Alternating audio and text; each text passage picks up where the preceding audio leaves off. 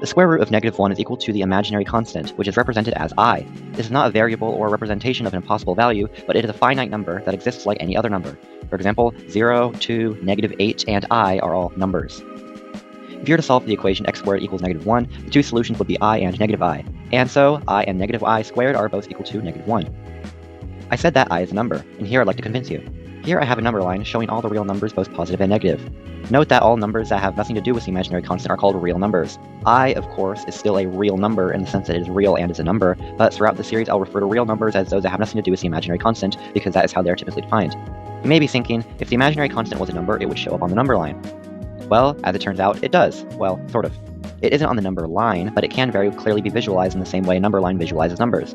This is called the complex number plane.